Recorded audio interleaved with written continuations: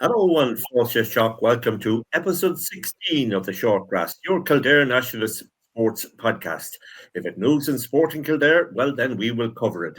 I'm Pat Costello, and with me this week is Ger McNally, Richard Commins, and Tommy O'Connell. And at the outset, can we send our condolences to our good colleague Seamus Dillon and his wife Sandra on the death of Sandra's father, Sean Fortune, yesterday, Gorav Anam. Lads, we're hot off the press there. The Leinster Senior Football Championship draw has just taken place. And Jerry, you might have you the details there in front of you. Oh, they are. We have them now. Thank you, Tommy. So it will be in round one, Offaly versus Laois, Carlow versus Wicklow, and Westmeath versus Longford. And then in the quarterfinals, it's Kildare versus the winners of Offaly and Laois, Louth versus Wexford, Meath versus the winners of Longford and Westmeath, and Dublin versus Wicklow or Carlow. And then in the semi-finals, it's Kildare, Offaly, Laois versus Meath, Westmeath or Longford, Louth or Wexford, Dublin, Wicklow or Carlow. Ger, are you totally satisfied with that draw? You have no problems with it at all? You have to take what comes anyway, so whether we like it or not, you have to take. So yeah, look, it could have been better, I suppose. It could have been worse. Offaly were really difficult opponents for Kildare this year, and with kind of the benefit of hindsight, I'd say the Tailteann Cup final was played in Cedar St. Conleth's Park without any disrespect to the sides that Kildare eventually beat in the semi-final and final. But I think that quarter-final against Offaly was the big game in the Tailteann Cup this year, and just Kildare were able to come through that by a single point on home turf. So certainly won't be easy. We got a good chance, I suppose, to have a look at them through the league campaign. Obviously, have to play against Offaly, and well, I'm not ruling out totally Laois just either. So if Laois come through, but you would imagine that it will be Offaly to come through that game. So no, it could have been more. It could have been more difficult, but definitely it's still a tough test ahead, no matter who comes through that, especially with Offaly. And no indication yet of whether that's going to be a home draw, a neutral, or away. I don't think so. I didn't think there was anything mentioned about a venue, so that will obviously have a big bearing on the tie as well. Yeah, and well, I think the Leinster Council are more or less happy to go to provincial venues, indeed home venues, rather than bring it to Croke Park until the final, which is absolutely great news indeed. I think everybody appreciates that. Carlow versus Wicklow, Richard, Joe Murphy factor might be good there, but then you have Oisin McConville doing very well at Wicklow, and they got to the Tailteann Cup semi-final. Yeah, and unlucky for them, they then played Dublin in the quarterfinals, so that's going to be tough for either of them coming through that. But that'll be a great local derby, Carlow against Wicklow. I think Joe Murphy will probably bring Carlow on after he obviously came in at very short notice this year, so big win up on Fermanagh to push on this year. Wicklow, as you say, doing well under Oisin McConville. That's a hard one to call, but as I say, it's really the quarterfinal where they'll get well and truly tested. Interesting to see how Dublin go this year, but you'd expect them to be going pretty strong under Ger Brennan. Yeah, and Tommy, Westmeath versus Longford, you'd have to fancy Westmeath, even though we don't know what Longford are going to be like, but you'd have to fancy Westmeath based on last year, even though they lost most of their games by just a point, and they have a new manager now as well.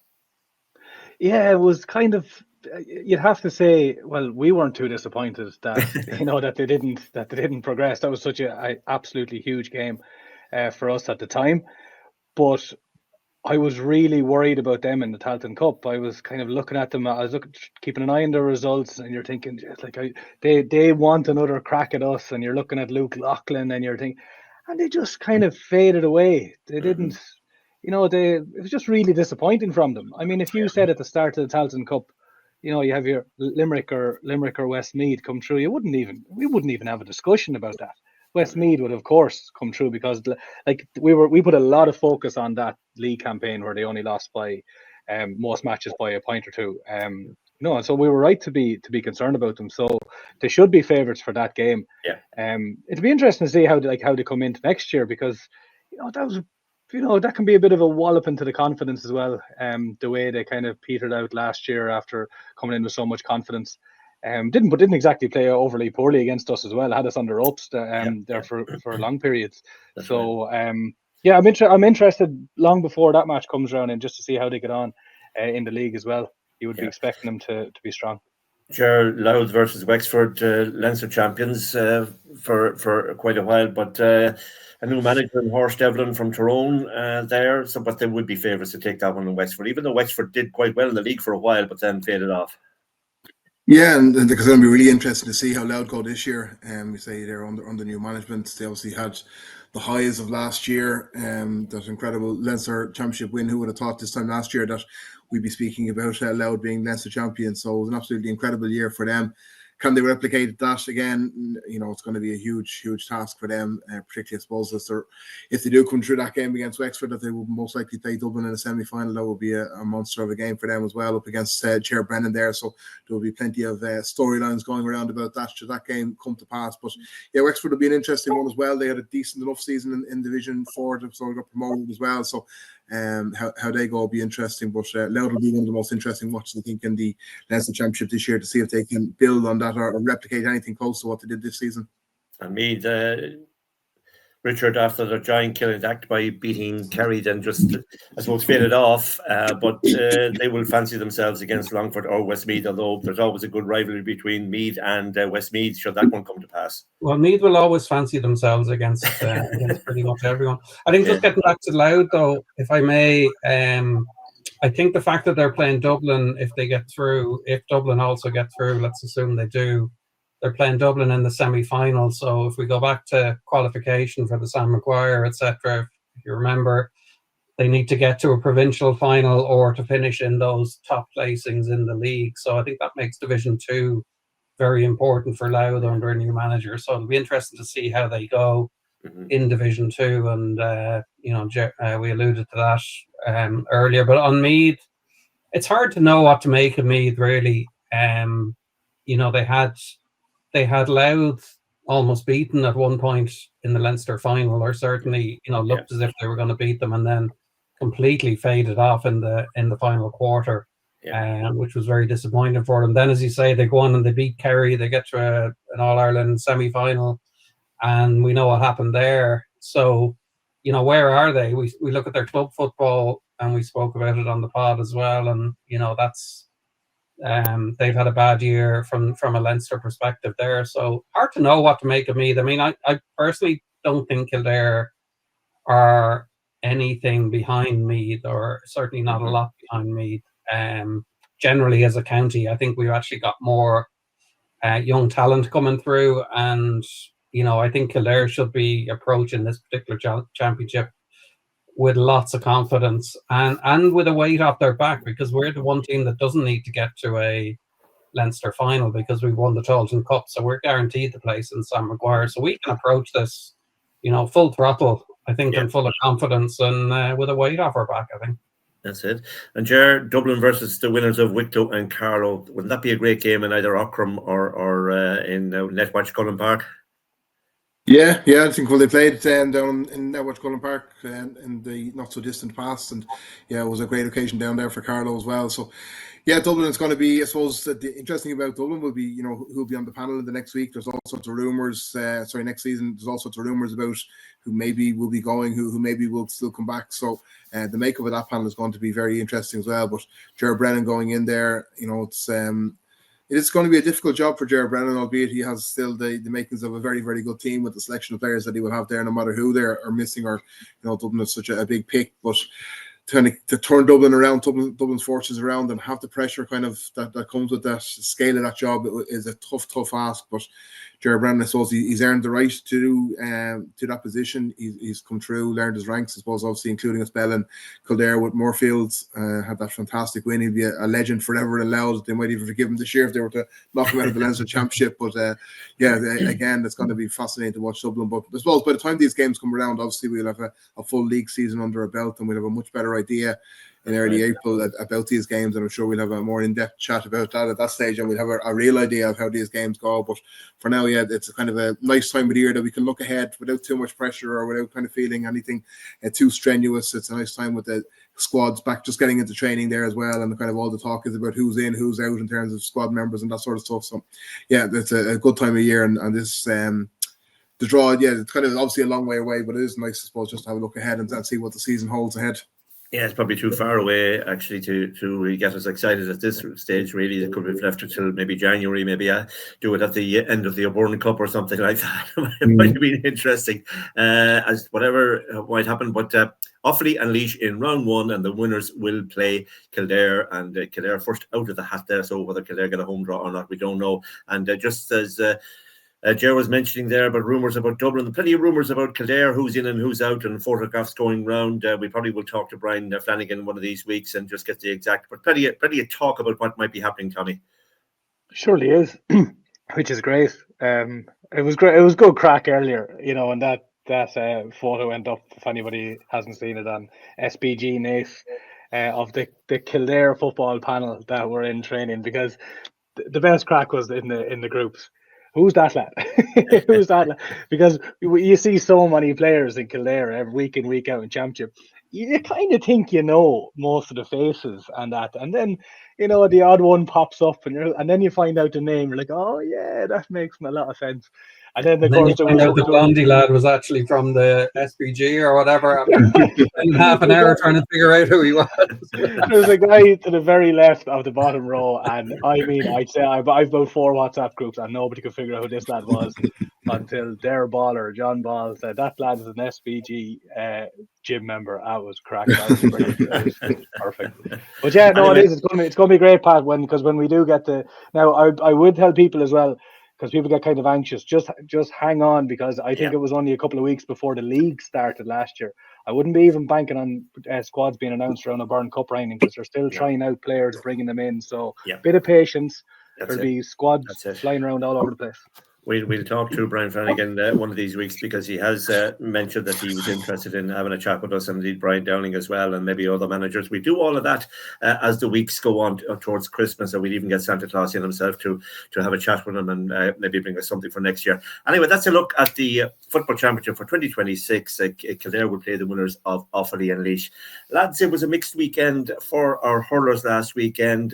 First of all, in the Senior Championship, came up against a very strong St. Martin's team from Wexford, but you'd have to say that was a pale shadow of the Naas team that we know for the last 7 years, and particularly in the last number of years when they won the Intermediate Club Championship at the All-Ireland. Certainly that wasn't the Naas team that we would have witnessed here over the last number of years. Look, maybe a game too far with all the county players involved, but it certainly wasn't the Naas team that we expected.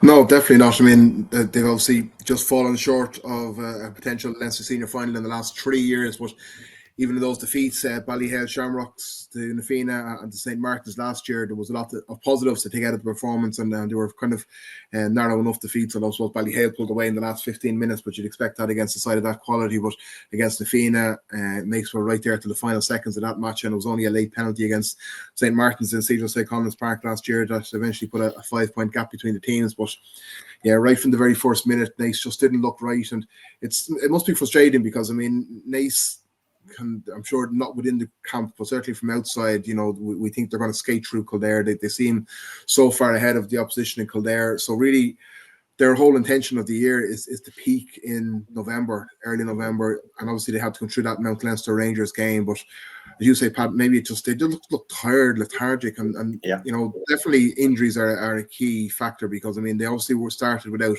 4 county players, and if Kildare played a championship game tomorrow without Cathal Dowling, Richie Hogan, Conan Bourne, and James Burke, it'd be a massive loss for Kildare. Never mind a club team trying to compete against the very best of Leinster. So you have to say they're 4 massive losses, even if 2 of them did come into the game in the second half. But yeah, for allowing the players on the pitch, they just look leaden-footed, lethargic. The touch was horrendous. I mean, I don't know how many times Naas players went to lift the ball off the ground and took them 2, 3, 4 attempts, and St. Martin's just looked much sharper all over the pitch. And as you say, Pat, that didn't give a reflection of the Naas team or certainly the Naas players. We've seen them, whether in Naas colours or Kildare colours, play to a much higher standard of that.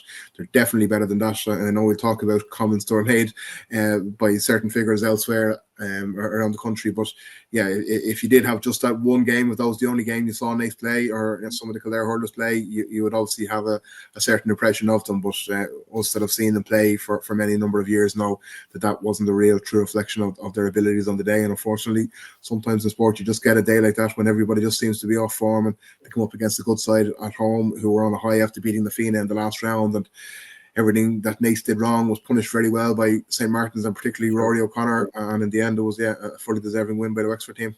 Yeah, and Richard, Naas looked like a team that really needed a rest, and hopefully they'll get a rest now for a while. But it's not long, because they're straight back into action with the county team in the Walsh Cup on the 4th of January. But it's difficult for a club team like that to supply so many players to the county team, I'm sure, and they've been playing for 3 or 4 years now at that level. Yeah, and that year that they had, particularly, winning promotion from the league, winning the Joe McDonagh, that's got to be draining to a degree, all that effort going into that, all the celebrations that go around it, and then the injuries. I think the bigger issue really was the injuries. They and Tom Mullally, even after the county final, was pointing that out, that they were, playing with quite a few younger players, and then you've people like Mick Purcell coming back in all of a sudden, so they just haven't had a pattern, I don't think. And they were able to kind of get away with it through the Kildare Championship. But just to be able to try and lift themselves to the level of St. Martin's, and fair play to St. Martin's, I think they've pushed on. You saw that with the win against the Fianna as well. They're a damn good team as well. It just was one of those days, I think, and if you're level-footed, if you're a little bit off it against a team at this level, you're just not going to get anywhere close to them, and that's what happened. There is a slight nagging question mark in my mind thinking back to, Tom Mullally mentioned even after the county final that perhaps we've reached a ceiling. I think that was maybe a challenge to his players as much as anything. But I think it is difficult for a Kildare club to break through that ceiling. I think there is a ceiling there.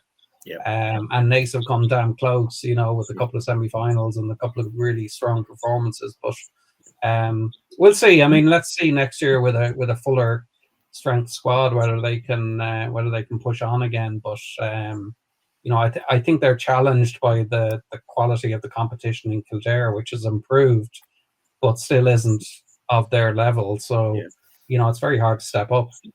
Yeah, indeed. And as Ger says, the injuries certainly had a detrimental effect on them as well, and it's hard to recover from that. But Ger mentioned it there, Tommy. He mentioned the comments by Babs Keating, who I suppose saw the match and then put 2 and 2 together and got 5, and talked about Kildare having I don't know what way he described it, but not a good season in the league, or maybe even in the championship next year. But I think those were very unfair comments, and Brian Dowling made sure he answered them during the week, indeed yesterday.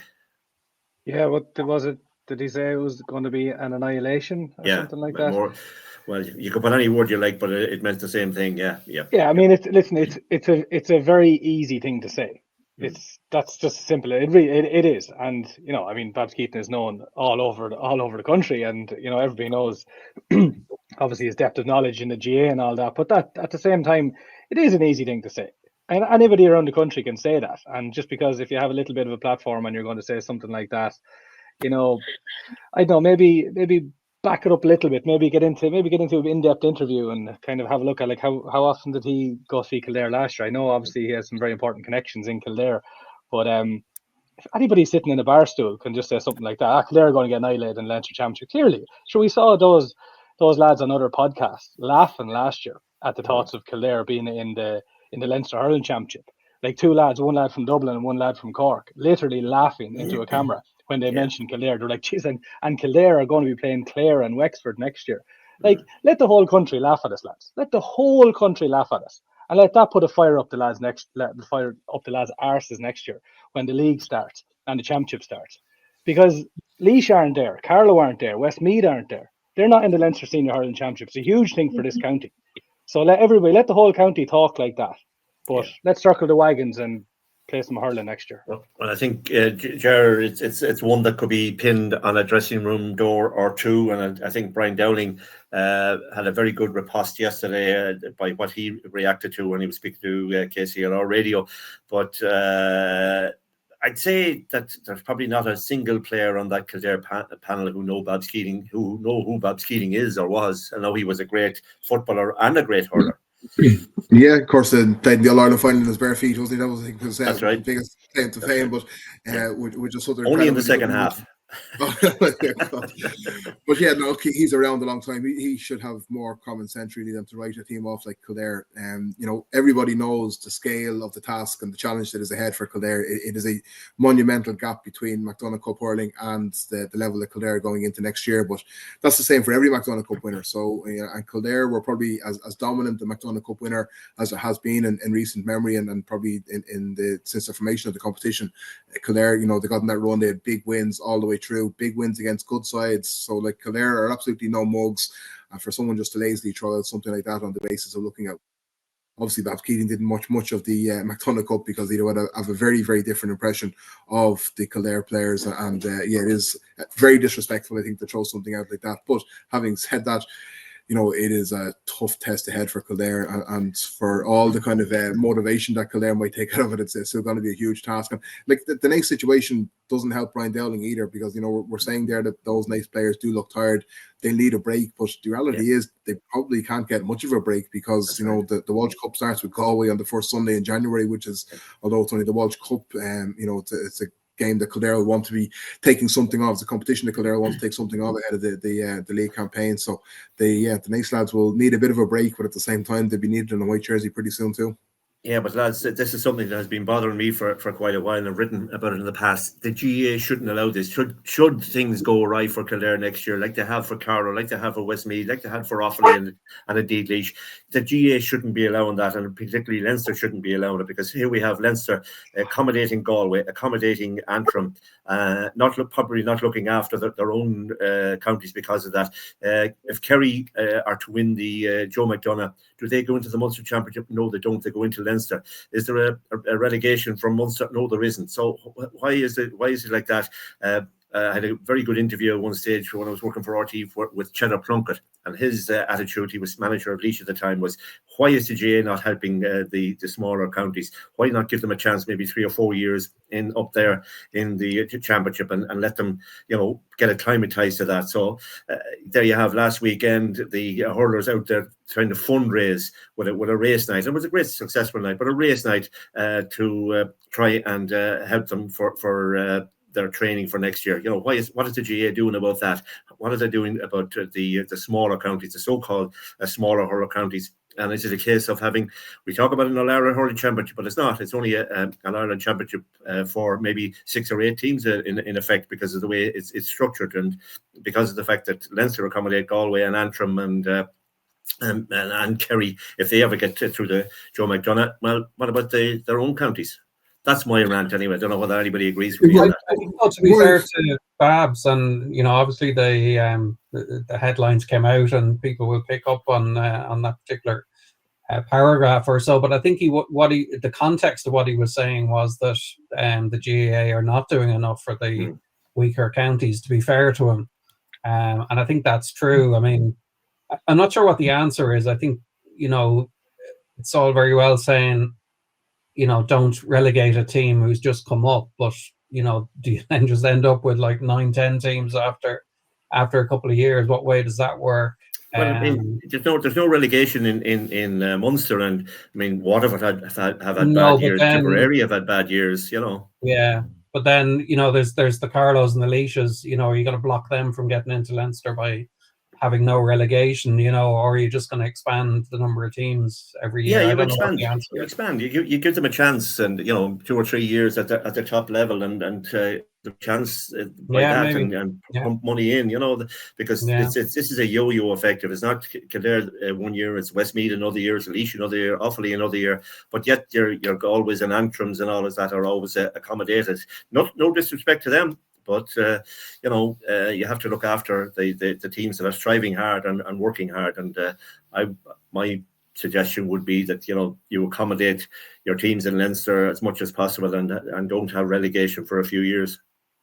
But the only way that the likes of a Kildare can compete with, say, a Dublin or a Kilkenny, or if we're ever to aspire to that level, is to play those teams regularly. So, Carlow are the most recent example there. They went up, had one season and went back down. They had a very good draw against Kilkenny in the Leinster Championship, but then they got relegated and they're back down to that level now, playing teams at a lower level, and it's very, very difficult. We saw the gap in, I suppose, physicality between Kildare and Dublin, and just even the size. Not even talking about, obviously, Kildare were in a very difficult situation with that 6-day turnaround, but just the difference in size between some of the players, it was the result of years of playing at the very highest level there for those Dublin players, that they were physically stronger than those Kildare players, and the only way that Kildare can get up to that level is playing regularly. And it's you hope that Kildare can get 1 or 2 victories that would sustain the hurling at that level for another year, whether it be in the league or hopefully even more in the Leinster Senior Championship, and we can get a year or 2 at that level, and that'll then bring on the players. But it's very, very difficult to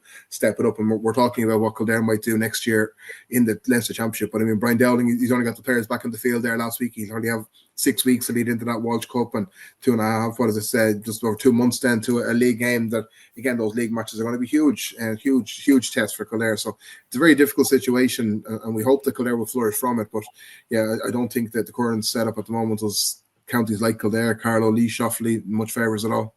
Yeah, I agree.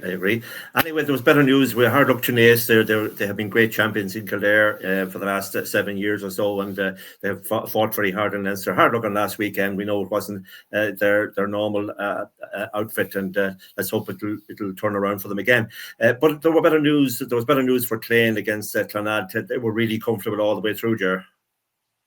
Yeah, absolutely. Clane were cut above Clane, without being disrespectful to any team. I think Clane were missing a couple of players who had been involved the previous week, and we spoke about it last week that they're probably maybe the 18th or 19th ranked team coming out of Laois, where Clane were the 9th ranked side, and the difference in levels was pretty obvious. And indeed, the standout player for Clane was actually a Kildare man, Barry Cormac, who played for Aero Corquil and was a former Kildare county man, but has transferred to Clane in the last couple of years. So he was the only one that was able to get us a couple of scores for them, really. But Clane were very impressive. They tore into them in the opening quarter, and then pretty much had the game won really in the opening quarter. Cormac Vizard was very impressive in the centre of midfield, scored a couple of excellent points and had a hand in a couple of others. And Shane Henry and Caelan Smith then on the inside line, very, very good too. Paddy McKenna was also on that full forward line, and they contributed 2-12 to the total. So they were very, very sharp and really intense in the opening half, and then it was just a professional job of seeing it out into the second half. And Smith got the goal in the 56th minute to wrap it up, but Shane Henry was another one that was very, very impressive on the inside line. He scored a goal on 5 from play. So Clane will go into that final now in what's the weekend after next against Wexford opponents. So you'd imagine that would be a step up, but Clane will be going in with their spirits very high indeed. Yeah, and that match is being played in Mangard Park, Richard. We'd have thought that for a game like that, it should be in Cedars and Conless Park, or am I off the clock again this evening? Yeah, we even spoke about maybe Connacht Park could have been the venue for it as well. If it's going to go to Mangard, you'd say, well, maybe it could have been at home in their own home ground. But ideally it would have been in Cedral St. Conleth's Park. But I suppose that they're between a rock and a hard place. Like they need to get the pitch sorted. There are a few issues, particularly on the stand side there, that need to get sorted, and it's going to get plenty of wear and tear come January onwards as well. So I appreciate the challenge that's there. I would have said, if I were Clane, let's have this in Connacht Park if we can. Yeah, that's a Leinster fixture, I guess so. And speaking of a busy weekend for Cedars and Conless Park, Tommy, it starts on Saturday at 2 p.m. with the AIB Leinster Senior Football Championship between Athy, the champions of Kildare, and Port Arlington, the champions of Laois, and that's at 2 p.m. This is a game that many people will be looking forward to, Tommy. Yeah, big time. And I think if you talk to anybody in Athy as well, they're not they're under no illusion like when Port Arlington are, they're a pretty serious side. They're well seasoned at this stage. I think they won 5 of the last 6 Laois championships. They're great rivals. Dempsey's, I think, pipped them the one in the middle. But it was, it's just like they went out a few years ago against. We watched them against Kilmacud Crokes a couple of times. Only lost by, I think it was the semi-final. They lost by 2 points to Kilmacud back 3 or 4 years ago, and that was the same year that Kilmacud Crokes kind of easily enough beat Naas. Let's be honest about it, in that final that myself and yourself were at, Pat. I think it was 14 points to 7. But the Port Ireland team, the lot of lads those last couple of years, I said this before on the podcast as well, they lose a lot of lads to Australia after they win a championship, weirdly, but they don't have that issue this year. No. Most of the lads are around. They have been over and back though, getting visas sorted out. That's it. And they were talking about what's his name, Sean Dunn. I was trying to remember his name because it's similar to a lad that plays for Allenwood. But so a bit of talk about him this week that he's in Australia, but they're hoping to get him back as well. They're going to be a seriously tough side. I mean, as I said, they're battled hard. They're the ones that knocked Portlaoise pretty much off their pedestal in Laois. You know, that Portlaoise team looks like they were going to dominate for 15 years after everything that they did. But you know, they're coming to a tie as well. Very similar as well in a lot of ways as well. They're both, like, you know, they're quite rugged teams as well. You know, there'll be no problem getting down and dirty with them. They have some cracking players as well, especially around the middle of the field. Keith Bracken always stands out as well as a wonderful midfielder. So yeah, it's going to be really good to look to. Look forward to. There is pressure on the tie now. Let's be realistic at this stage, because they are favourites and they're warm favourites as well. Yeah, but this is a Port Darlington team that has been in Leinster and has been, you know, has done quite well in Leinster outside of last year. Tinnahealy beat them last year. But again, I think they lost a lot of players. But they've been in Leinster. They've been in these situations, semi-finals against big clubs like Kilmacud Crokes. A young team outside of the more experienced players. This is all new to a lot of these lads. You know, they're getting to these quarterfinals, semi-finals. They've beaten a Baltinglass team that were kind of pretty poor on the day, let's be honest, even if it was in Ockram, and they beat a Summerhill team that hadn't got on frame. So, you know, as well as a tie are playing, you just have to look at those things, that a tie, their tails were up. Summerhill, that was a big knock that they got losing Frayne like that as well. And he's like, Mead probably would struggle without him. You know, so Summerhill losing him, you know, was massive on the day. So it's going to be tough. It's going to be a lot tighter than I think the bookies are saying it is. Port Darlington won't have any fear. I know a lot of people over there, have family over there, and they don't care about a tie. You know, a lot of them are cut from the same type of cloth as well. This could be a good battle. So looking forward to it now. It'll be really good. Yeah, I think that was Sean Byrne you were referring to rather than Sean Dunn. Sean Byrne. Sean Byrne. Ger, Port Darlington had a comfortable victory over the Carlow champions. Yeah, well, yeah, it was comfortable in the end. I suppose they got a goal with the last kick of the game that maybe put a slightly flattering look to the scoreboard. Certainly wasn't the most exciting games, and at one stage with about 10 minutes to go, I think O'Loughlin had scored 3 points in a row to cut it back. Got a while ago, so cut it back to 3 points, was it? And with about 10 minutes left, they were looking a little bit shaky, but kind of steadied themselves down then, and got the win in the end. So yeah, look, as Tommy was saying there, they have the experience, they have the know-how. This is their third semi-final in 5 years, and I think it was Kilmacud Crokes who beat them on both previous ventures into the last 4. So they have a lot going for them, but at the same time, like a tie shouldn't be too overly worried about the opposition, and of course they will respect the opposition and they'll do all their analysis and everything else like that. But at the same time, I think a tie, if they play to their form, that they'll win this game. I mean, Tommy said that Baltinglass and Summerhill without Owen Frayne weren't any great shakes in the Leinster Championship, but you have to remember that a tie had to beat the likes of Sarsfields and Naas to even get into the Leinster Championship, who I venture would say are probably better sides than they've faced so far in Leinster. So they're probably the toughest matches that they've had to get to this stage. So like they're well battle hardened a tie, and you know, we've spoken at length through the year of the qualities, and you know, against Summerhill the last day as well, you know, that they showed they have the appetite for battle. Things weren't going exactly their way or exactly as planned through that first half. They were under a bit of pressure. They had to, you know, to come up with a few solutions to different problems. They got an outstanding goal at a crucial time in the first half. And then in the second half, they were, you know, completely dominant. Summerhill couldn't really get out of their own half and had a tie, been a little bit more clinical in front of the post, that they could have won by a cricket score. So like a tie, I think, have a lot going for them going into this game. The youngsters like Colin Moran and Ronan Kelly, they're on top form, and all the experienced old hands then around them with Highland, Feely, Niall Kelly, Barry Kelly obviously having the season of his life as well. So yeah, Port Ireland are a big threat. A tie certainly can't take them lightly, but a tie have waited a long time for the semi-final chance. 2011 against Garrycastle, they went in with high hopes that day, and unfortunately couldn't get the job done. That they probably thought they would have had an opportunity in Leinster a lot quicker than they have had. So it's a kind of a long time to wait for it, and I don't see it as the tie lads letting this chance slip through their fingers.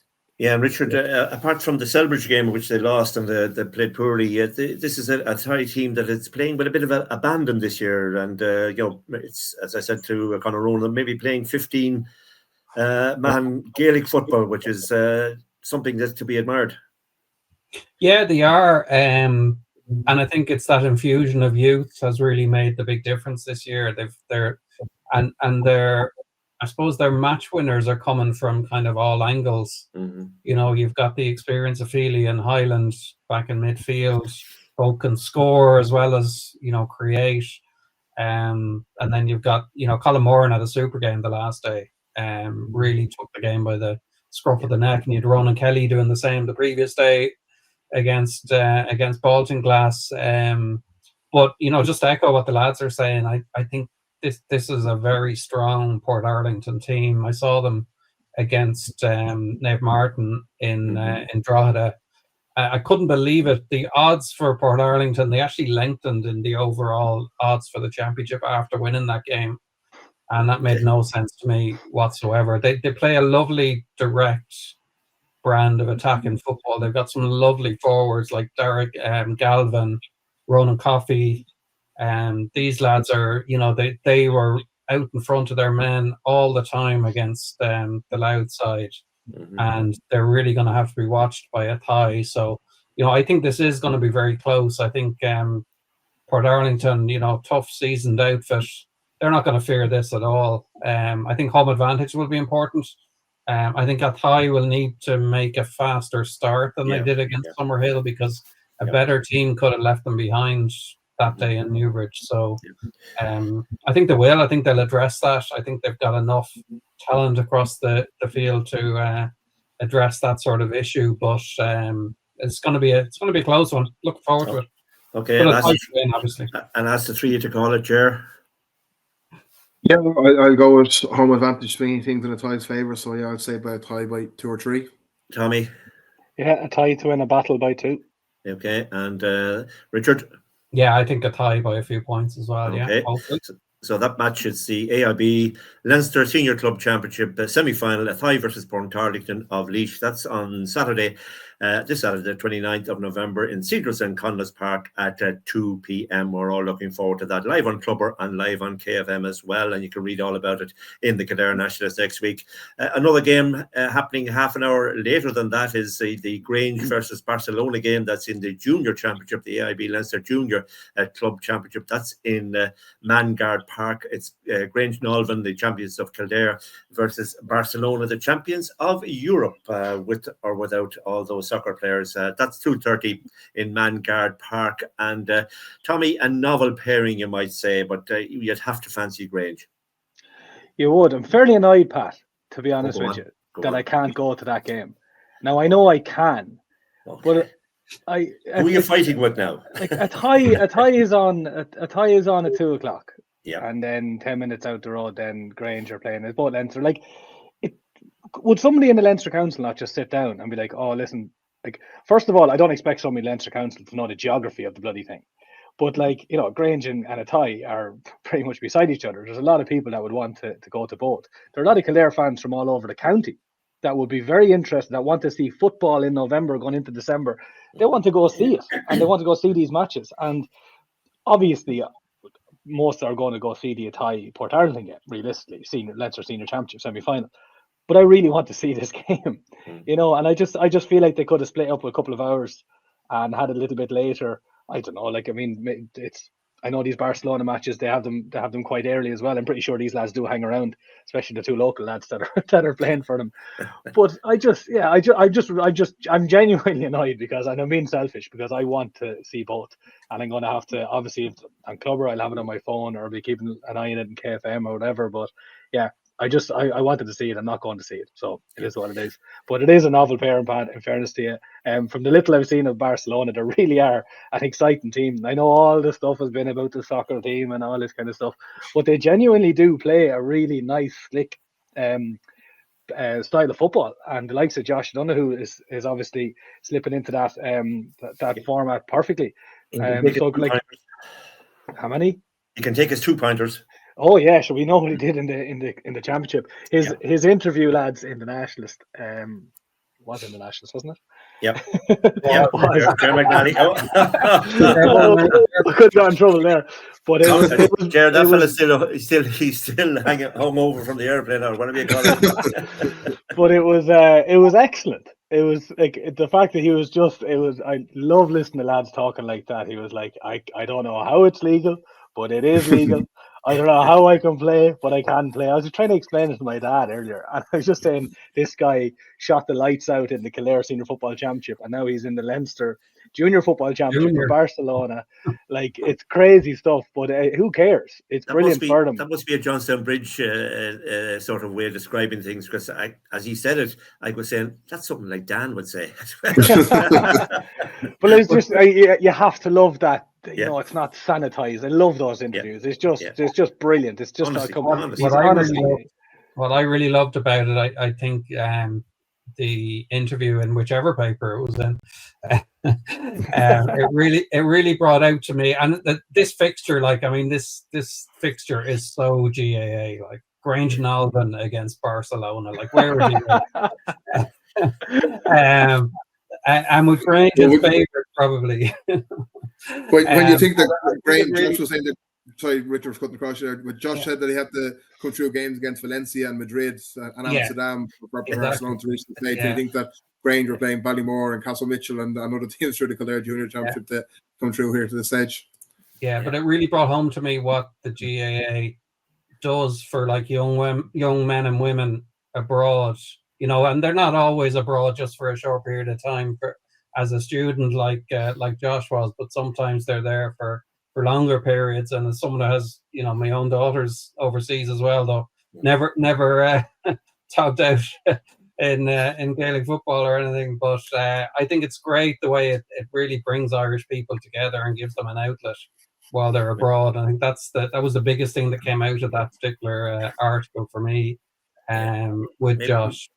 Maybe we'll get Kingfisher to have another song instead of Kildare, maybe Grange Barcelona or something like that. We'll have to do something. Pat, it does show it shows the standard abroad as well. I spoke to Neil Flynn last year. I interviewed him from a distance when he was in Australia, and he was saying that the standard of the championships that he's in, those teams would get on quite well in the Kildare Intermediate Championship. Neil Flynn is no mug. Like, he knows what he's saying. He knows this. He knows football. And this is just in one part of Australia. And there's football all over the world. Like, last week I was in Boston and New York. We all know the football there, but I was in Nashville as well. And Pat, as we were talking about beforehand, like, you know, how great Nashville is. GA is quite big in Nashville as well. And it is in most cities and states, but there's a GA club just outside Nashville, and they have loads of people playing it. I followed them on Instagram. I checked out where the grounds were, and it was a little bit too far now for me to travel away from Broadway.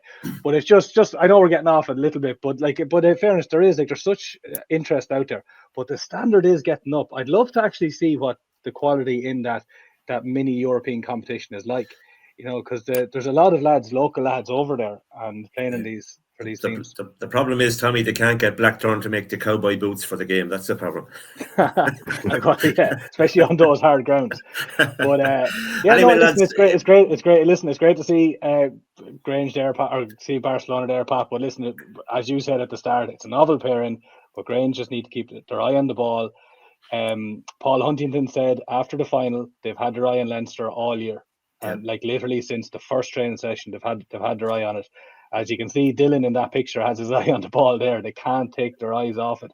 They just really need to focus, be at their very best, and push on now, because, you know, I think there's really good things ahead for this Grange team if they can get over this. Yeah, and Ger, would you say similar to the Athy Portanetan game, Grange after a big fight?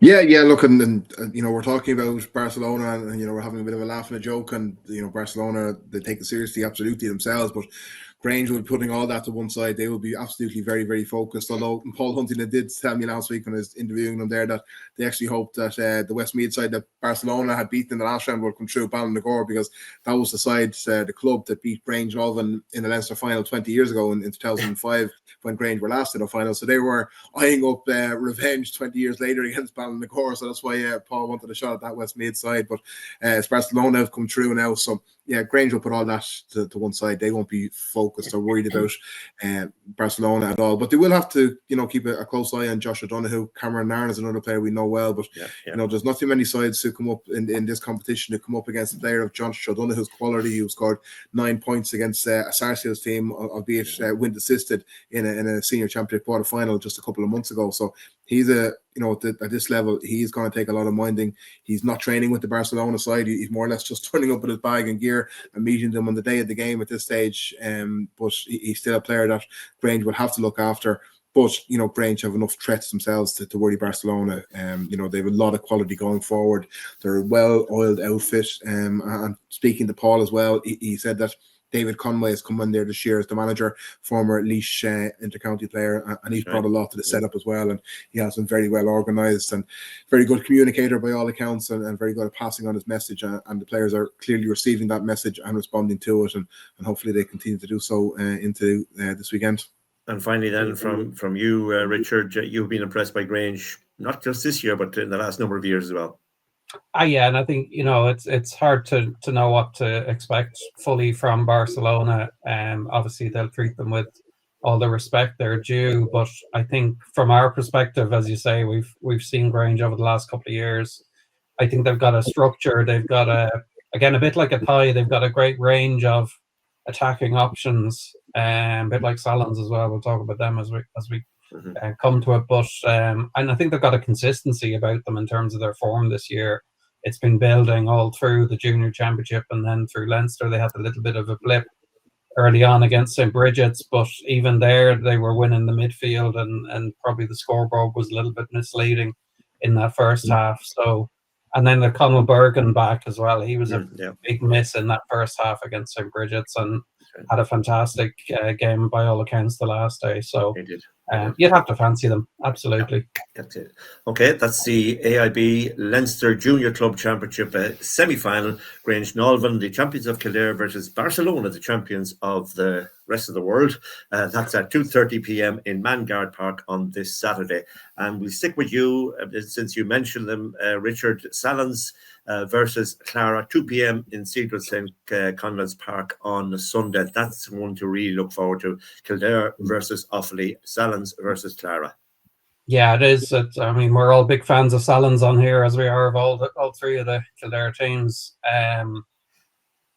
I believe, and I've said this probably before, I believe this will be the toughest test. Clara have, they've some good veterans in Thomas Dean. Graham Guilfoyle is there, former Offaly player.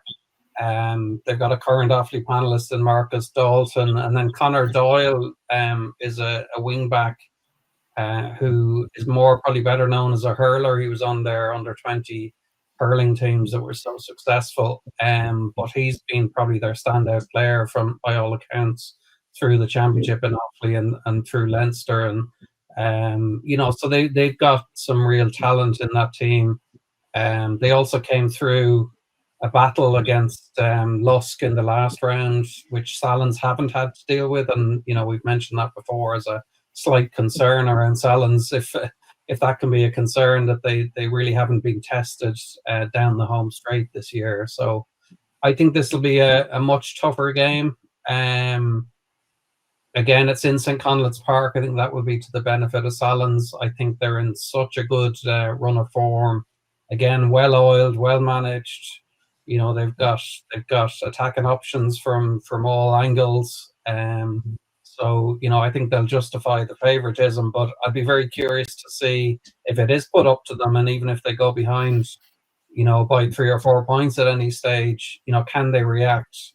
Because they haven't had to do so far. I think they will, but that's the nagging doubt about them. We mentioned the injuries as well. Colin Dalton was carrying a bit of an ankle injury. Darren Mangan's been nursing a hamstring strain. So, let's hope both of those are in fine fettle for this one. Yeah, and Jonathan Daniels, after the last game, he's looking for more. Yeah, and I spoke to Jonathan there last week, and I was actually interested because Richard just put it into my mind when we were on the podcast last week, just of the work rate and the work ethic that is within that Salon side. So I asked Jonathan about that, and I thought his answer was very interesting and kind of very illuminating, because he actually said that a lack of a work rate was something that he identified as one of the kind of minuses of the Salon side when he went in there 2 years ago. And he said people from the outside judged them a little bit soft. They obviously had their opportunities as one of the championship favourites in a couple of years before Jonathan went in there and didn't quite get the job done. They had a couple of harsh defeats, and he said he felt the work rate was something that Salons needed to improve on, and they've deliberately gone out of the way to try and improve on that, and now it's probably the greatest strength in the side. He said they want to outwork every team. He said they went into training there a couple of weeks ago after that win against Kilbride in the last round, and there were one of 14 teams left in the intermediate championship throughout the country, and they asked each other, what can we do here tonight at this training session that none of the other 13 teams are doing that's going to push us on. So they're conscious of the quality I think that they have on their side. I think they're conscious of the opportunity that it's at hand, but at the same time, as Richard quite rightly noted, this is, I would say, undoubtedly the biggest test they've had this year. Clara have the likes of Graham Guilfoyle, who has a senior championship medal, I think from the last time that Clara won a senior title back in 2009. As recently as 2022, they played a senior quarterfinal in Offaly against Verban, and by all accounts should have won that game, only lost it in the dying moments of injury time there as well. So a lot of the players on that current team just 3 years ago, they were involved in that match. So, Clara will bring a much different test, I think, than anything that Salons have faced before, and there have to be concerns about Darren Mangan and Colin Dalton, and the fact that, I suppose, Jonathan Daniels on a couple of occasions after the last couple of matches has referenced little niggles that they are carrying, and you just hope that that's nothing too significant, because obviously they're two key men for Salons, but they're a well-oiled and well-rounded outfit, Salons, and yeah, you just hope they would have enough to again show the quality. They got such raving compliments and good wishes about their performance against Kilbride from even Meath folk and Meath GAA supporters and journalists looking on against the performance in Park Taunton the last day. So they've been a superb side to watch so far this year, and yeah, they would be deserving Leinster champions, but no one is going to hand them a Leinster trophy or even a place in the final. They have to go and do it on starting on Sunday when Clara come to town. And Tommy, what will the view from the terrace be on Sunday in Cedruson's Connaught Park? Yeah, I mean, you would hope that obviously Salons come through, but you want them to be challenged. I think they will be. I think Clara are going to be a much stiffer opposition than they've been used to. I know the lads have alluded to as well, but they've done a lot of yo-yoing up and down between the senior and the senior B. I'm pretty sure it's a smaller. It's something that I think people in Kildare think we should have a look at, probably as regards structures, to have the senior and the senior B with smaller groups. So I wouldn't take too much from that, because the Offaly Championship, I don't think the senior championship is as strong, obviously, as it is in Kildare. But if you have Clara popping up and down like that, and then this year they have a very similar run to Salons as well, because I think they lost one game in the Offaly Championship. And by all accounts, they were by far and away the best team in that senior B. So that means they're realistically probably the 8th, 9th best team, in Offaly, probably a little bit better than that again. But they're going to be strong. I was told long before Salons won the Kildare Intermediate Championship, somebody told me from a different county that wasn't Offaly, we were talking about our respective championships and who was coming out, and he said, if you think Salons are going to be strong, he said, whoever comes out of Offaly this year will surprise people. And he was talking about Balnagar, a few of these lads that in that senior B apparently all kind of were in with a chance. Then Clara were the ones that started to push up. So there's people out there that think this Clara team can do a bit of business. So it will be interesting again. Like Salons are just they're trying to do so much. They're not a team. It's not in them to just think we're going to steamroll this team, we're going to do that. They've just they've taken every game this year at 100 miles an hour, and they're going to have to do it again. Like Richard mentioned Thomas Dean there as well earlier. That he has some story from do you remember Clara played Kilcock back in 2022. That's right, yeah. In the Leinster, and he was their star forward, and he had a kidney issue. And it was fairly serious, and I remember it at the time, but I only read it recently in an article. When you're scouting around, and that was a phenomenal story. And he was out for a year and a half after getting the kidney removed, and he's back now. He must be 40, and he was 35 or something at that stage. 35, yeah, 30. so He must be heading for 40 now. And he's starting, but like he's running forward, yeah. He was a wonderful player with Offaly as well. And that Conor Doyle player that Richard mentioned as well, I spoke to somebody from Tullamore, and I was talking about Keane Grimes, and they said wait till Conor Doyle gets a hold of him. So that might be something to keep an eye on if they've identified Keane's threat, which is a serious threat. But by all accounts, Conor Doyle is a similar threat going forward. So I don't know whether they'll match up like that, but I'm really looking forward to it. I'm really looking forward to seeing a challenge for Stallions, and hopefully they get through anyway and they keep this party going. I remember doing that Kilcock-Clara game for KFM, and Kilcock should have won that day, is my memory on that.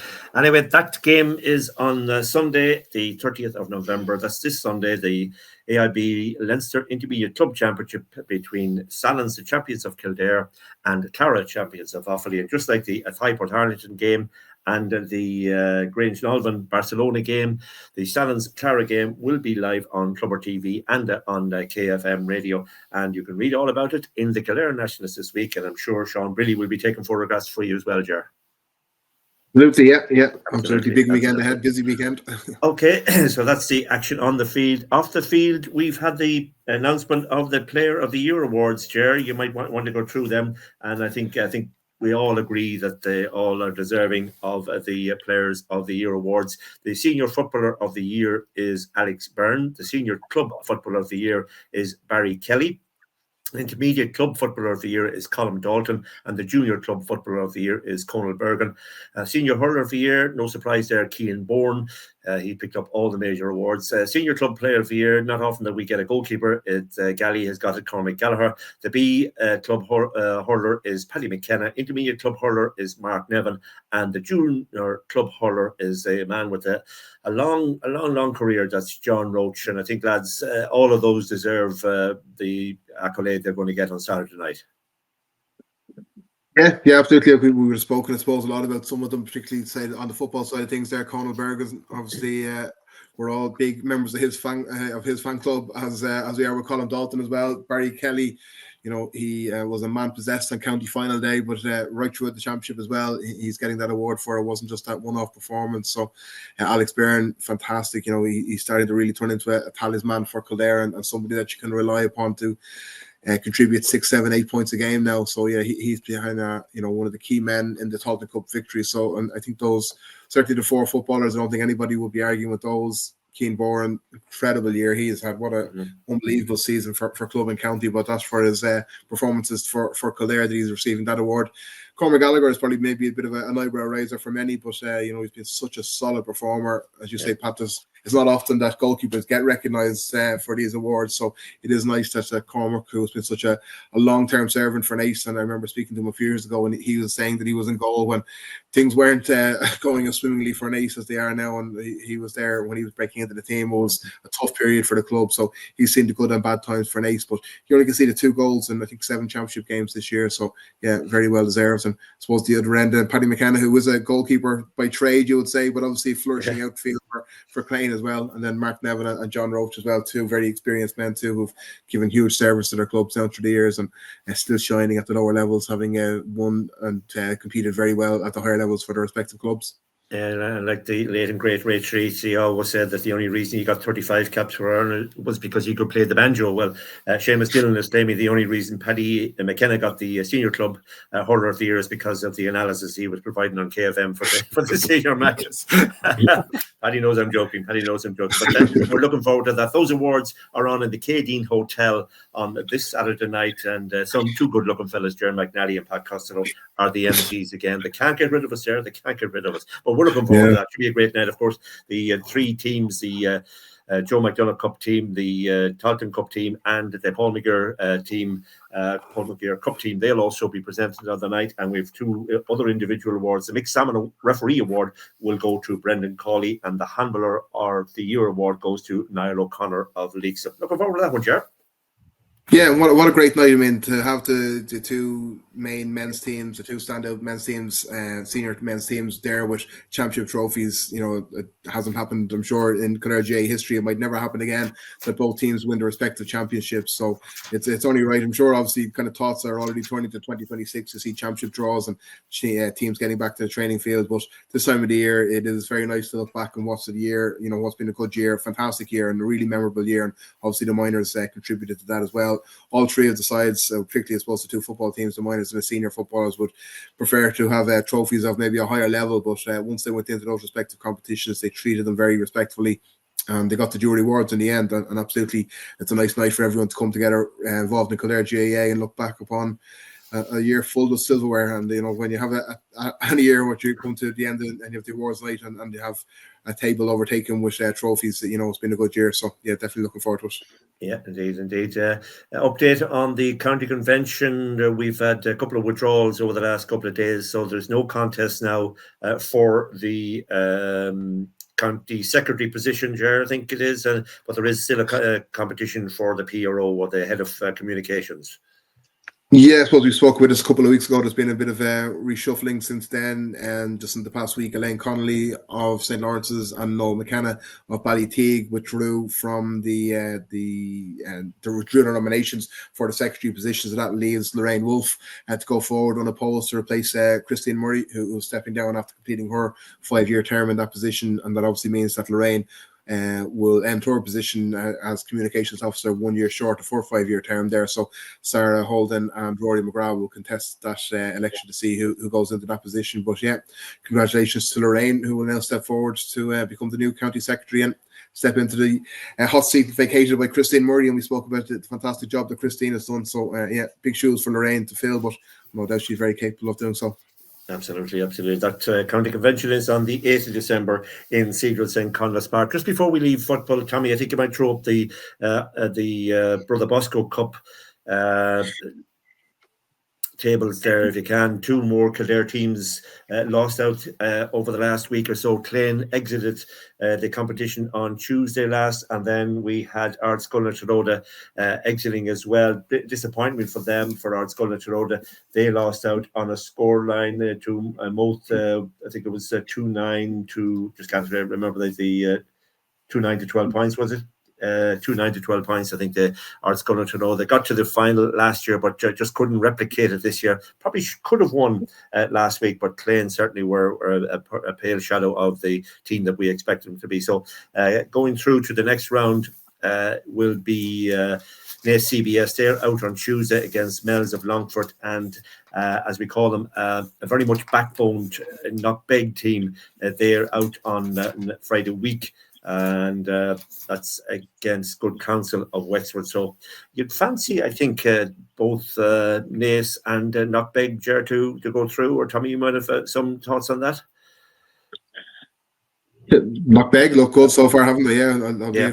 You probably maybe know some of those players better from down around the south of the county there, and they obviously have Jack O'Gorman from Castledermot, Rory Lawler, and a couple of others from St. Lawrence's, 4 or 5 St. Lawrence's players. But how good the opposition they face so far, I'm not 100% sure. They obliterated St. Fintan's and then Coláiste de Colum of Tullamore. So yeah, the competition, I suppose, really through the years has only got going once it gets to the knockout stages. So yeah, we'll know much more about Knockbeg and Naas CBS now over the next week or so. Yeah, and Tommy, I think Maynooth campus, they're continuing on. They have to get to win the final to get into the Brother Bosco. I think have they reached a semi-final yet? I think that's. Yeah, they're playing the Meath school, Meath combined schools next week. So they're still well on the way. Like Pat, I think you covered their match. Or did you cover a couple of their matches last year? You definitely did 2 or 3 of the matches, 2 or 3 of the matches last year. And they had a really good run last year, and they they quietly kind of came into that competition, and it is very interesting that these combined schools are given. I know they're probably slightly different than the Laois combined schools and the Meath combined schools, but to have that opportunity to get in there, we saw some really nice football from them at times last year. So we'll keep a really, really close eye on them. It would be great for them to get through. And just to give it another rattle, because we're a bit light on Kildare teams outside of obviously of Naas this year, but it would be great to see Knockbeg doing well with those Kildare lads, because there's some really, really exciting young players there on that team. But we really want to keep an eye on this big time this year, because we were well aware last year, Pat, of how young they were. Yeah. We were under no illusion of it last year, and people kind of had to realise that, because a lot of people are kind of shocked by some of the results. But this is a team, a school in transition, where they had lost a lot of, very senior players. And this happens in school football. But that Naas match next week, if anybody can go to it, get a look at it, even if it's on Clubber, some really exciting young lads on that team. So it's getting hot now in that Brother Bosco Cup. Certainly will be, and Rathangan are still involved as well, Ger. So we'll be looking forward to keeping an eye on them as well. And then obviously the hurlers, we saw Naas CBS out in hurling, and I think Clane are involved very shortly in hurling as well, and that the second level or the second tier of the hurling championships in Leinster. So we'll be keeping an eye on them too. Yeah, that's it. I think the Rathangan School, Art School, Rathangan, I butchered their name, excuse me again, but yeah, Rathangan. Why do you do it yourself, sure? Why do you do it yourself? I should have left it at Rathangan School, that would have been enough. But yeah, they're away to Portlaoise, I think, on December the 10th, and then Naas CBS hurlers in the Senior B. Then as well, they play in St. Brendan's of Bohr as well on Thursday week, I think, or this day week, I think, as we record now as well. So yeah, it's getting down to the interesting stages, and a lot of preparation for those school teams. I mean, you hear stories about teams these days going in training before school and all. They take it very, very seriously, and certainly in the bigger schools they do, and the schools that are very GAA focused, and they put a huge amount of effort into it. So yeah, some big games ahead. Yeah, indeed. If Conor Ronan wasn't busy enough with that high, being the joint manager there with Rossi, well, he's also involved as the manager of the Knockbeg team as well. So a busy couple of weeks for Conor. Knockbeg actually beat Art School Nationalist in the junior championship there, I think, in the group stages during the week as well. And I think there's a strong Kildare representation on that Knockbeg team as well, and maybe even some of the high representation, I think, on their management team as well, who were taking on Art School Nationalist. So that would have been an interesting game, but I think Knockbeg won it fairly convincingly, just looking at the final scoreline. Yeah. Moving along to soccer, Ger, good win for Clonmullion. They progressed to the last 16 in Leinster. There was another team, I think, got through as well. Yeah, Rathangan as well. Yeah. Rathangan, they won on penalties against Drogheda Boys. So that was obviously a very exciting game for them to come through. But that win for Clonmullion was a superb win against Kilkenny side Evergreen, who actually won that competition last season. They defeated New Oak of Carlow in the final, and have players of the quality of Mikey Drennan, who was a former Irish underage international and would have spent time over in England. Yeah, he's still a very classy player at junior level. But yeah, huge win for Clonmullion. They are a very, very strong side. I think they've brought in a few different players from outside of the county now, 2 or 3 from Carlow, maybe a couple from Laois as well. So that they have their eyes, I think, very, very much set on doing well in this Leinster competition. They've been a very dominant force in Kildare over the last couple of years, won the double again, and the KDFL, they'll have their soccer awards this weekend also. So myself and yourself, Pat, I don't know if you're going to the KD in 2 nights in a row, but yeah, I'll be there 2 nights in a row anyway. So not this year. It's only sports editors go to that. The draw, Ger, I don't know whether you've heard of the draw for the next round of the LFA Junior Cup has been made. Rathangan FC will travel to face Fort Celtic, and Clonmullion FC will travel to Enniscorthy United. So any of those Wexford teams are generally good, so that's underway. 25th of January, weekend of 25th of January, so that's just hot in. Rathangan will travel to Fort Celtic, and Clonmullion travel to Enniscorthy. Matches to be played on weekend, the 25th of January. So Pat, if you beat Evergreen, I mean, you shouldn't be afraid of any team. And as Ger said, those Wexford teams tend to be very strong, but Evergreen are, for a long time, they've been the club in Leinster. I mean, they have won everything. So Clonmullion, I mean, there's nothing should scare them. Nothing scares those lads anyway. But the problem for the Kildare teams is obviously some of them will be involved in Grange at the weekend as well. So they would some of those. They'll have no games now competitively for, if you said that's the 25th of January. So it's got to 2 months before that game will be played. So there's no competitive games for Clonmullion or Rathangan in between now and then. So they are at a slight disadvantage going up against teams who will still be playing competitively in the league season that regularly goes from, I suppose, whatever, September to April, where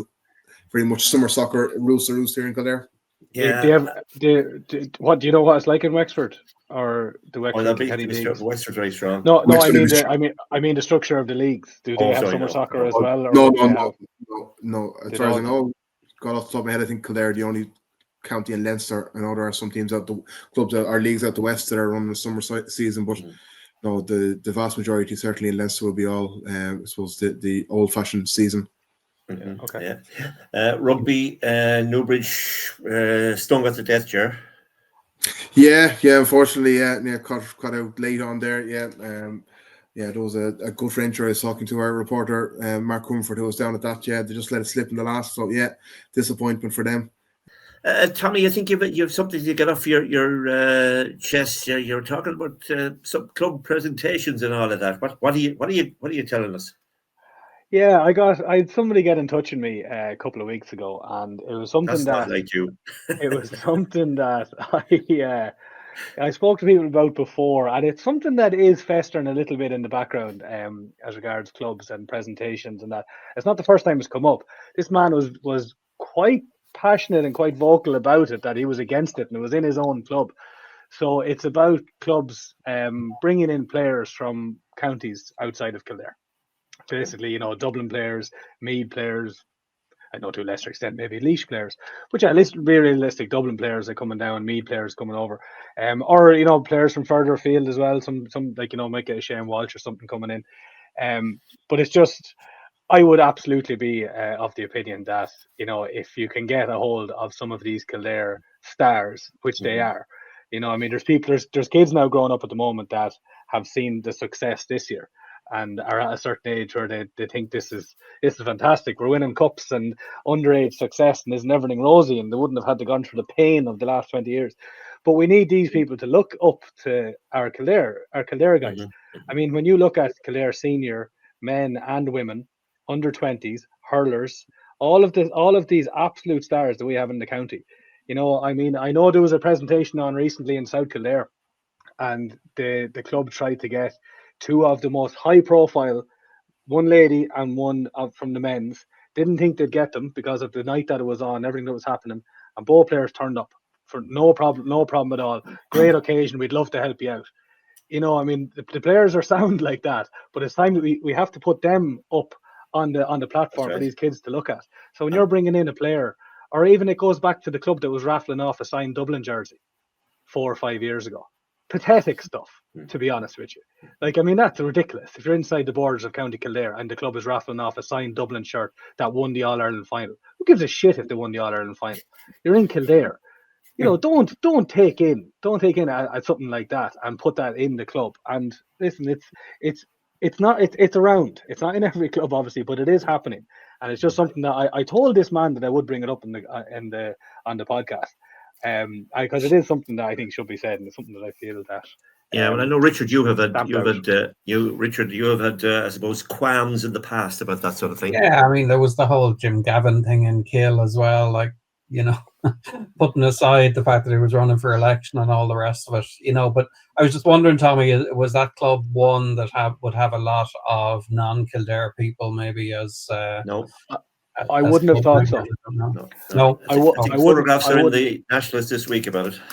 Well, I have to. I didn't know that. Sorry, Pat. I have to own up to something myself, and I'm only just thinking about it now. But a certain Jack O'Shea presented an under-14 winning a medal to myself a long time ago. At least he was living in the county at the time.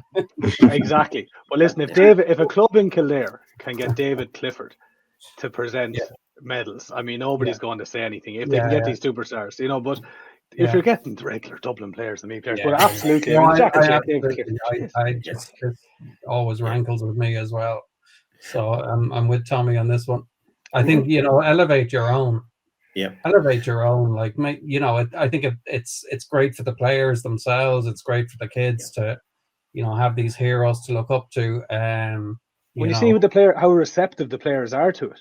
That's it. I spoke to one of these players that went to that presentation there last week, and they were just like, absolutely, and they had other stuff on because they had to double check if they could fit it in. They had other stuff on, and they made it work, and we're glad to do it. And they're not getting anything for this.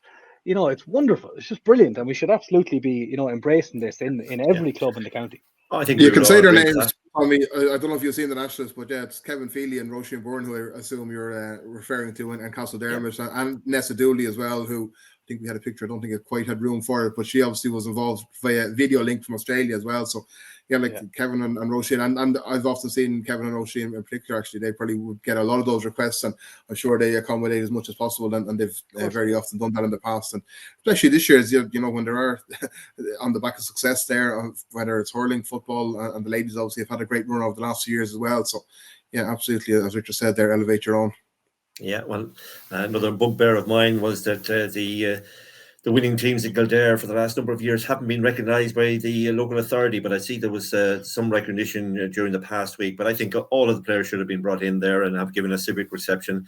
And I'm talking about the ladies' teams, the hurling team, and indeed the football team. Over the last number of years, they should have had civic receptions for them, and we should be recognising our local teams and whatever they do well, and our local athletes as well. Speaking of, I call her Nessa Dooley, you call her Nessa Dooley, but she is playing in the grand final in Brisbane or in North Melbourne, against North Melbourne in Melbourne on Saturday evening Australian time, so Saturday morning Irish time. We've a good interview with her online. She's really enjoying herself over there, Ger. Yeah, and look at again, I suppose, isn't it incredible that you can have that sort of an in-depth interview with a player on the opposite side of the world 3 days before, such a huge game that's going to get national attention over in a country the size of Australia. So yeah, huge credit to Nessa for taking the time out for speaking to you, Pat, first of all. But yeah, she's obviously had a fantastic year. We spoke about her at the start of the season, and she was thrilled, I think, at the time just to be making her debut. I don't think she played in the first game for her team and had to wait until the second match to make her debut. But obviously has made a big impact since then. So I'm sure she'll have supporters from all over Kildare. I know she has family going over for the final itself, but no doubt to be people around Kildare as well will be keeping a very close eye on that game. And they'll have a few Brisbane Lion fans around the county cheering her on. That's it. And Richard just mentioned what we talked about, the Joshua Donoghue and Dan being so honest. When I put to Nasa, how many goals have you scored? He says, I'm not sure. I don't keep a record of that. Maybe 10 or 11. So really playing it down. Year for South Kildare when you think about it. Yeah. With Grange and Atari and Nasa doing so well as well. Yeah, but we want to wish her the very best of luck. And she's also up for first year player of the year, Irish player of the year. She was nominated by her club as the rookie of the year. She didn't get it, but it was great to be nominated. Okay. Yeah, it was great to be nominated, certainly. And she's enjoying herself. And her mum and dad and brother are going over there. Her sister Kira can't go over, but she has another brother, Ronan, over there, and Roisin, Ronan's girlfriend. So there'll be a great contingent. They were only over a few weeks ago. They're going back again. Right. That's right. I'm going to get on to them and see can I hit your right on that. It was the pictures they had. They were there with Dooley. They had jerseys with Dooley on the back. They had Brisbane Lions caps with Nessa badges on them. They're football mad, that family. So it was brilliant. Yeah. That's quite a number of times when Nessa was playing, indeed. And I think Tommy, if you want to be heading to Australia, you want to be heading off now. So it's a bit late now to be going any later. It was nice to do an interview with Nessa because in the past number of weeks, all I was doing was interviewing players who had retired, and it was nice to do an interview with Claire Sullivan and Ellen Dowling, and congrats again to Ellen and Paul. I think Paul is making a debut with you at the weekend on KFM, Ger. Yeah, I hope Ellen knows about this. I suppose he has to clear about with the wife 2 weeks after getting married. But great to have Paul making his debut on KFM. It's always nice to have the ex-players jump in whenever possible, and great to have another one make the debut with us FM for such a big game. That's it. Richard, are you happy? We've covered everything. We didn't cover Leeds, but then sure, we didn't cover Leeds. we didn't mention Leeds, thank God. No, yeah. After that, Mike, can I ask you, is that the new Kildare panel behind you there? I was watching on YouTube. I put a little bit of extra work in this every year. Where's Ger? I've been trying to pick out faces for the whole episode. There's Ger. There's Ger right there. My claim to fame to be on Ger's been in this for the last couple of years. I think you'd have to get somebody to replace me now at this stage. After that bombshell there from Tommy, this is episode 16. It could be also our last episode as well. Thank you for listening to us. I'm Pat Costello. Thanks once again to Ger, to Richard, and to Tommy. We'll talk to you again next week, hopefully. Good luck.